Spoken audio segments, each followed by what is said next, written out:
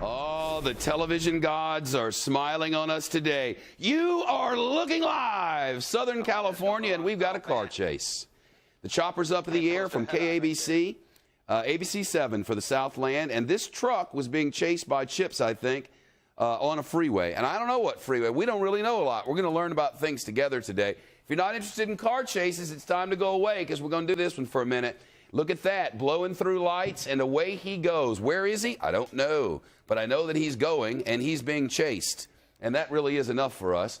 It's 39 minutes past noon there, and this is Corona, California, which is not really Los Angeles, but very close. I'm now told he's a possible shooting suspect. So this could be a little more serious than the routine. Listen here. Residential neighborhood. You hear the chopper pilot. It's going to be a dead-end street. A dead-end street is a problem. I'm hanging it right. Okay. The dead end would have been a negative for the driver of the blue truck and a positive for the police officers. But at this moment, we're sort of sitting in limbo. And all I really know at this point is that he is a possible shooting suspect. And he was on the freeway. We watched during the commercial break. We just got our first pictures of this about just as the commercial began. And he was hightailing it down the freeway. And at first, it looked like he was going the speed as the rest of the traffic, which it looked, speed limit-ish. Whoa. And then all of a sudden just took off like a bat out of Hades and went really fast and took an off-ramp there. And he's been taking some chances. You heard the chopper pilot go, whoa, there, because he took a real chance when he cut in front of that vehicle. He didn't have the right-of-way, and clearly that vehicle didn't know there was a car chase going on. So this is the scene now at 20 to 1 in Southern California as the truck is just going around in circles. Now, he was on the 15 freeway south of Corona, and now he's taken, this is west of Los Angeles, and is on the surface streets in a sort of a mixed-use, once residential and now mixed-use neighborhood. And he's been swerving, and if he's wanted in connection with a shooting, as police now tell us they suspect. Southbound Penrose. Penrose, southbound on Penrose. If he is wanted for a shooting, and he knows he's committed a shooting, he could run for a while. Southbound Palomar. So what the man in the chopper there is doing is letting us know the directions in which he's traveling. So often, people who are caught up in car chases go to areas that they know. And if you listen to Trace Gallagher talk about Southern California and work these things, they end up in neighborhoods that they know, otherwise they get caught. Sometimes they end up right around their house. Often they try to get relatives of the person behind the wheel on the phone to talk them down out of this. And certainly they'll be working to get his cell phone number to try to bring this thing to a safe conclusion. That turned everything off. The problem is they can't know if he's armed. As far as we know, they can't know. And then it's coming up to let's listen to the chopper as he comes up to this interchange here. He hasn't been one to obey a lot of traffic laws, and I say he. Police say they believe he is a shooting suspect, so it's a man behind the wheel, almost always with these things, but occasionally it's not. I remember one recently, crazy woman behind the wheel, waving out the window. I copy that. But this one appears to just be taking his leisurely time now as he's on the surface streets. The problem is he's had a propensity to cut in front of people. Jonathan Hunt's watching this along with us. Jonathan, we don't know much more than that he is wanted in a possible shooting, right? Yeah, that's about all we know right now, Shep. It's been going on a little while now. Corona, by the way, is sort of east and slightly south of downtown LA. Okay. The 15, obviously, that he was on heads directly south down towards the San Diego area in Southern California, but he's obviously come off there. And as you were saying, he may well have headed to an area he knows well. That is so often what these people do in these situations. But that's about all we know right now, is that he is in the Corona area, as I say, east and slightly south of LA, sort of directly east of Anaheim for anybody who knows that sort of a part of Southern California. And the cops doing their usual thing here, just keeping a safe distance. He's been hitting some very high speeds, at least we saw that when he was on the freeway, and still going along at a fair lick there, as you can see him blowing through what looked like a red light there, Shep. Yeah, I've been watching for pedestrians. He ran a red light at Bear Creek. He ran a red light at Bear Creek. He's wanting to do that. The list of charges,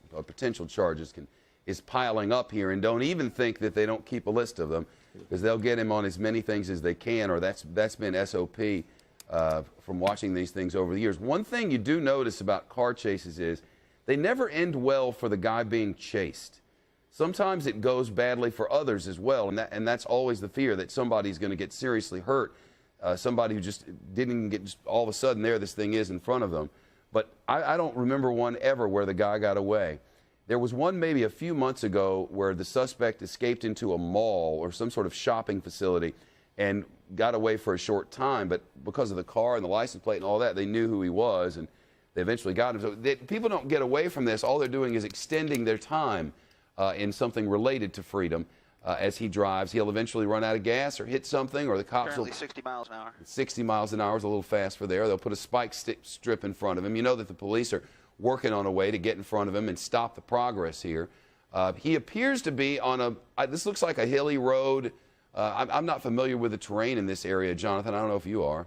Not Corona, Okay, copy that. Yeah, I not don't have Corona the exactly, current Shep, but he's obviously headed out It's of a that bit normal to residential time this area. But what to pick up on what you were saying, you know, the California police departments and sheriff's departments and the CHP, nobody is better at dealing with these kind of chases. Nobody has more experience than these guys, so they know exactly what they're doing in following him now, as you say. They'll be looking ahead, seeing if there are any possible points where they could put out the spike strips and slow him that way. But obviously, they will get him in the end. It's always, as you said, in these cases, simply a matter of time. Well, we're alone with this thing, and you just wonder what it is that the man has in mind. I've noticed, Jonathan, that the vehicle is tending to swerve a little bit here and there. I don't know if it just does, if there's a problem with his stability, if he's got a suspension problem or something, but the car's doing weird things. Yeah, it doesn't look as though he's popped a tire at all when you see it up close there. I wonder if it was suspension. Yeah, I mean, there could be something wrong with it, obviously, but it's hard to tell from the pictures we're seeing. But, you know, he's going along pretty well right now. TLA's on their way. 1:45 in the Los Angeles area, and this is Corona, California, and a man in a blue truck does not want to be stopped by police, but he will be. It's just a matter of time. He will be stopped. And, you know, they're talking to the station there from KABC up in the chopper. Our good friends at ABC7 Eyewitness News there for Los Angeles, and we always appreciate their help in covering stories of great importance and of this one, less importance. But what I'm always curious about is what the guy is going to do and how it's going to end. I like to watch these things because you just never know what's going to happen. And there's always that fear that something's just going to go horribly wrong. And we can just hope that doesn't. Maybe he doesn't have a lot of gas. Jonathan, it looks to me like he's heading out into the hinterlands. Yeah, he obviously heading into an area now where thankfully, there are a lot less pedestrians around, obviously, and he's gone well away from the residential areas, it appears. Where he thinks he's going, I mean, there's Lake Matthews is around there, I know, which is a sort of a wilderness kind of area, but where he's headed, it's impossible to tell exactly, but he seems to know where he's going, so one can assume, as we were saying, as is often the case here, that this is the area in which he is from, in which he perhaps resides, but he seems to know where he's going. Cops just following him and hoping that eventually, as you say, he's either going to run out of gas or they can get some spike strips out, Shep. Yeah, I know that the Highway Patrol, the California Highway Patrol chips are getting involved in this, and you got to figure they'll figure out a way to get up in front of him. And then it's just a matter of making him stop. I'm very curious. Sometimes they zoom in really close. Some of the choppers zoom in closer than others, and I know we're probably getting a couple more of them up there, as we have a number of affiliated stations in Los Angeles. But I'm going to be very interested to see what this guy looks like and try to get a read on what's in that vehicle. When the chopper gets an opportunity, I'm sure it'll go in real close and let us know when it can. But, I mean, if the man's armed, we don't know if he is, but he's wanted. He's a shooting suspect, according to police, and he's wanted in connection with a shooting. And you can just hope that he's not armed up in there and willing to do something stupid, Jonathan. Yeah, and if he is a shooting suspect, they will be exercising a huge amount of caution as they follow him. And indeed, if and when he stops, they will be very, very careful. They have very strict procedures on how they do all of this, Shep. And if there is any possibility whatsoever that this person has a weapon on them, then they will be very, very cautious indeed as they approach him when the time comes, which it inevitably will. You know, this thing started in Riverside on Indiana Avenue. I'm getting from Don Fair and Claudia Cowan out in the Los Angeles Bureau, Jonathan. A robbery and shooting suspect. So I guess he robbed a place. I don't know if that was one incident or two. Don Fair is telling me, our deputy bureau chief out in Los Angeles, that he is a robbery shooting. One incident. It was a robbery. There was a shooting that happened during that robbery, and he's in a GMC Sonoma truck now. traveling in the outback there. Not really sure if this robbery and shooting happened today or if it was something that happened earlier at another time. But if it happened today, I'm sure there's great concern, Jonathan, that there might be a weapon in that car. And if so, police will be acting with the greatest of care. Yeah, absolutely. That changes everything if there's a weapon involved in this and they have the suspicion that there is a weapon involved. Obviously, therefore, they have to take it. They have to be very, very careful, not just for their own safety as the cops, but for anybody who might get caught up in this when it comes to an end ship. Absolutely changes everything if there is a weapon in that vehicle right now. And this construction zone had the potential to cause some problems there. You'd figure there are workers out. Passing Avocado Mesa, Jay. Avocado Mesa. Some nice names out there. I think it's Via Volcano, or it sounded like. Via Volcano. Well, there you go. I don't know much about these places, but William Longinus, you know, is out here doing our tax calculator series, and he's going to come in to let us know more about this area. This GMC Sonoma truck appears to be coming to a stop, or it's certainly slowing way down. I'm not sure. It looks like it almost, but I don't know.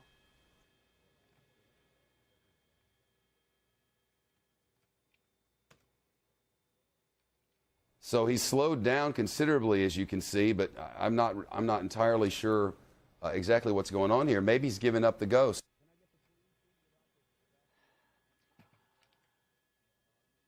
Well, the cops have gotten into position here. The man is getting out of vehicle, and you can hope he's just giving it up. I mean, that's the hope. And he is. He's about to lie down in the road and spread his legs and put his hands down by his side. And that's going to be the end of this thing. Uh-oh, hello, another person. Oh, is it a lady friend? Nope, guy. She's out on the ground. No, that could be a lady friend there. The chopper says that's a lady friend. They're both down on the ground. It's not going to be a good day. I mean, the little ride around might have been fun. And can't you just envision this woman? Pull this crook over right now, you crazy fool. Can't you hear her? She probably gave it to him worse than the cops will. You know, like, what have you gotten me into now? Unless, of course, she was involved in all the other stuff of which he suspected, though I don't have any way to know. We'll know soon enough. I guarantee you that by Fox Report tonight, we will have done everything humanly. Oh, look at that. Everything humanly possible to find out. Watch them put their hands up in the air. They got instructions, bada boom. There you go, breaststroke. I guess that was actually, wasn't a breaststroke. At any rate, we'll try to find out what happened by 7 o'clock tonight, 4 o'clock Pacific time when the Fox Report comes on with all the news of the day, and we'll find out about that. In the next hour, Neil Cavuto is going to be live from the Tea Party convention rally thing in Washington where they're complaining about taxes, and he'll have coverage of that for you there. And I'm guessing now the cops are going to come over and help them a little bit. There we go.